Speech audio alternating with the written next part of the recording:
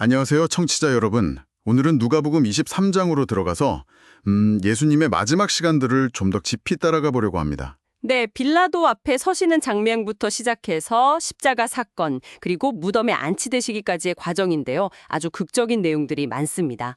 맞아요. 바로 그 첫 장면, 예수님의 빌라도에게 끌려가 고발당하는 부분부터 볼까요? 고발 내용이 참 심상치가 않아요. 그쵸. 뭐랄까, 백성을 미혹하고 또 가이사, 로마 황제죠. 황제에게 세금 바치는 걸 금지하고 심지어 자기가 왕이라고 했다. 이런 내용들이에요. 이건 뭐 로마 입장에선 완전 반역죄잖아요. 네, 아주 정치적으로 위험한 혐의들이죠. 근데 여기서 빌라도의 반응이 좀 의외예요. 아, 그 부분이죠. 네가 유대인의 왕이냐? 이렇게 묻잖아요. 네, 예수님이 내 말이 옳다 하시는데도 빌라도는 딱 잘라서 나는 이 사람에게서 죄를 찾지 못했다고 선언해버려요. 이게 참 흥미롭습니다. 로마 총독이 반란 혐의자를 두고 죄가 없다고 말하는 게 글쎄요, 그냥 넘어가기엔 좀 그렇죠? 뭔가 정치적인 계산이 있었을 수도 있고 아니면 정말 예수님에게서 어떤 다른 걸 봤을 수도 있겠죠. 하지만 무리는 거기서 멈추지 않죠.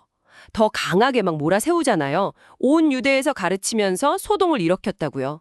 네, 그러다가 빌라도가 예수님이 갈릴리 사람이라는 걸 알게 돼요.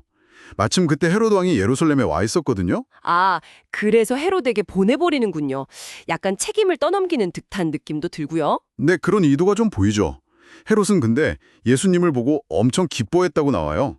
워낙 소문을 많이 들었고 혹시 기적이라도 볼까 기대했던 거죠. 그런데 예수님은요, 헤롯이 이것저것 묻는데도 완전한 침묵. 아무 대답도 안 하세요. 이 침묵이 오히려 헤롯을 더 자극했는지도 모르겠어요.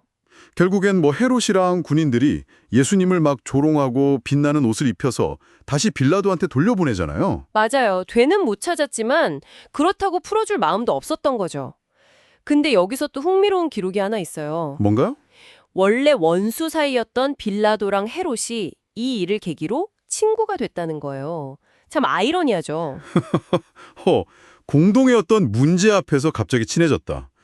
정치적인 이유겠죠, 아무래도. 그럴 가능성이 높죠. 아무튼 예수님은 다시 빌라도 앞에 섰고 빌라도는 또 한 번 군중에게 말합니다. 나도 헤롯도 죄를 찾지 못했다. 그러니 때려서 놓아주겠다고요. 하지만 군중의 반응은 이제 뭐 걷잡을 수 없게 되죠. 네, 완전히 폭주해요. 일제히 소리 지르면서 그 밀란과 살인죄로 옥에 갇혀 있던 바라바라는 사람 있잖아요. 아, 바라바. 네네. 그 바라바를 풀어주고 예수를 십자가에 못 박으라고 외치는 거죠. 빌라도가 3번이나 예수님 죄 없다고 어떻게든 피해보려고 했던 것 같은데. 네, 그런데 결국 군중의 그 외침, 그 압력에 굴복하고 맙니다. 정의보다는 현실적인 안정, 뭐 그런 걸 택한 거죠. 그래서 바라바는 풀려나고 예수님은 십자가형에 넘겨지게 되는 거군요. 네, 이제 십자가를 지고 가는 길인데요. 이것도 그냥 평범하게 가지 않으시죠. 구레네 사람 시몬이라는 사람이 갑자기 붙잡혀서 억지로 십자가를 대신 지게 되고요. 아, 그 유명한 이야기. 그리고 예수님을 따르면서 우는 여자들도 있었잖아요. 네. 그 여인들을 향해서 예수님이 나를 위해 울지 마라. 너희와 너희 자녀를 위해 울어라. 이렇게 말씀하세요. 그러면서 의미심장한 말을 남기시죠. 푸른 나무에도 이렇게 하는데 마른 나무에는 어떻게 되겠느냐. 왠지 좀 섬뜩한 경고처럼 들리네요. 그리고 마침내 해골이라 불리는 곳 골고다에서 십자가에 못 박히시죠. 2명의 다른 죄수와 함께요. 네. 근데 바로 그 순간, 그 고통의 정점에서 예수님이 하신 기도가 정말 놀랍습니다. 아버지, 저들을 사하여 주옵소서.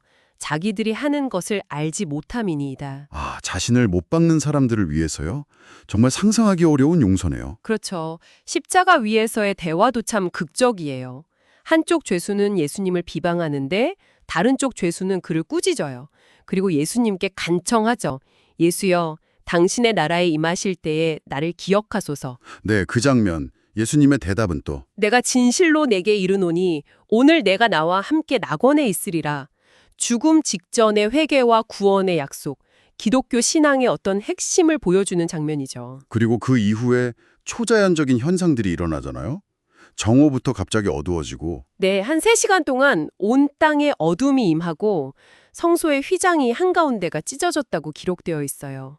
그 성소 휘장이 찢어졌다는 건 어떤 상징적인 의미가 있을까요? 그 휘장은 지성소, 그러니까 하나님이 계신 가장 거룩한 곳을 가리는 막이었거든요.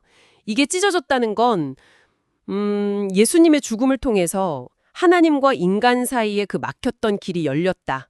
누구나 하나님께 나아갈 수 있게 되었다. 뭐 이런 의미로 해석됩니다. 아, 그렇군요. 그리고 마침내 예수님께서 아버지, 내 영혼을 아버지 손에 부탁하나이다 외치시고 숨을 거두시죠. 이었는데 의롭고 선한 사람이었다고 해요. 아, 그 사람이 빌라도에게 가서 시신을 달라고 하는 거죠. 네, 용기를 내서 시신을 받아다가 깨끗한 세마포로 싸서 아직 아무도 쓴 적 없는 바위 무덤에 모십니다.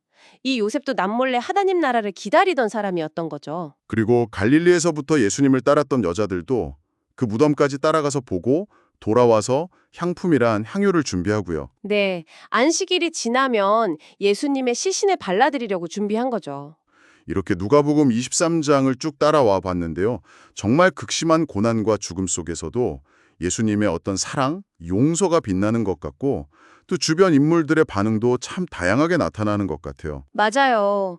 빌라도의 망설임, 군중의 그 광기 어린 외침, 또 한쪽 행악자의 마지막 믿음, 백부장의 고백, 아리마대 요셉의 용기.